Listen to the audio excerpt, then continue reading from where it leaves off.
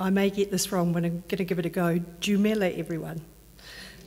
I suspect everyone in this room. My name is Shirley Hooper. I'm from New Zealand, very proud New Zealander. And I suspect everyone in this room has a netball journey that started at school. Octavia's as well. Mine began as a 7-year-old in a tiny country school in New Zealand. In fact, we had only 12 people in the school, and fortunately 7 of those 12 were girls. So we were able to field a netball team. We practiced half court on a field with a goalpost stuck at the end of the field, and typically played in bare feet. And in many ways it's probably very similar to the netball that's played in some of the nations that I see here. So we may look like we're a rich country in New Zealand, but there's an awful lot in terms of netball. There are a lot of people like me that played their netball formative years in very small places. Someone asked me at the lunch break, Northern Ireland, if I had been a silver fern, which is possibly the most entertaining question I've been asked. The answer is no. I was a very average player, and I turned my attention to umpiring from a very early age and became a New Zealand umpire at the age of 18, which I continue to do through my 20s. And to be honest, since then, netball has been the common thread, underlying thread in my life. First is my professional career in marketing, took me to a lingerie company called Bendon, and we went on to sign the biggest sponsorship deal with Netball that Netball New Zealand had ever seen at the time. I then went on to head marketing at Television New Zealand, which is our state broadcaster, and we broadcast netball on free-to-air television to massive audiences, which I was told at the time was a world first. After leaving television, I did something that I'm incredibly blessed to. I formed my own marketing consultancy business, which has allowed me to balance my life with my children, with my work, and contribute to a community, which is really important to me.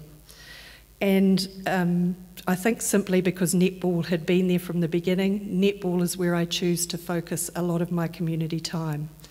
So I've worked in governance with the boards of regions throughout New Zealand, of franchises. I've been on the Netball New Zealand board for coming up 9 years, and also Trans-Tasman Netball, which is a joint venture that we did with Netball Australia.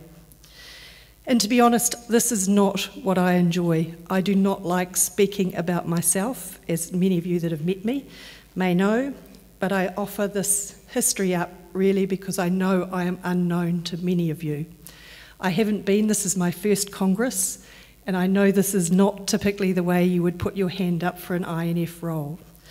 But I offer this up really to show you my depth of experience in netball and also my professional experience, which is in marketing, broadcasting, sponsorship, governance, communication, and social media.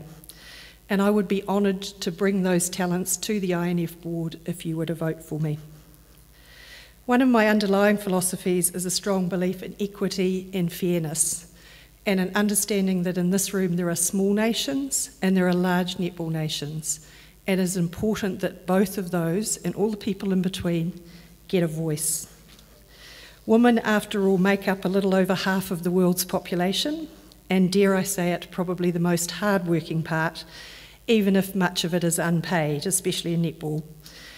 And I have huge respect for what INF stands for, and the work, Molly, that you have done over the years, what your board has done. And Claire, I'm enormously impressed with you and your energy and commitment to this sport and the team that I've met here. So it's huge credit.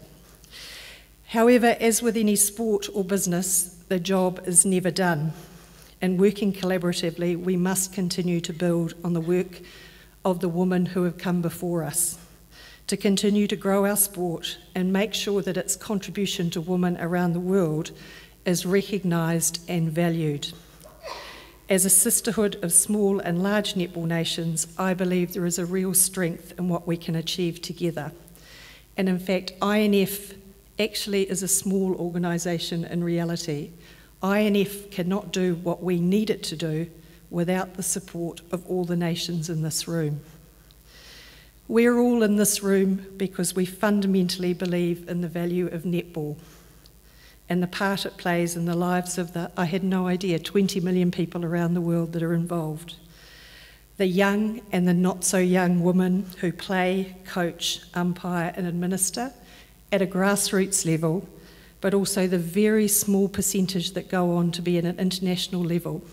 And sometimes I think in sport we forget that it's not all about the high performance players. It's as much about the 19.9 million people who play grassroots netball, and those are the people we have to look after. To be honest, it's been a huge pleasure for me, this Congress, just to be in a room with so many women who share that goal of looking after those people. And I would be honoured to join the next part of this journey with you if you vote for me, which sounds like, you know, some sort of Donald Trump saying, but there we go. Thank you. I think I've got this right. Kale boha. Thank you, everyone.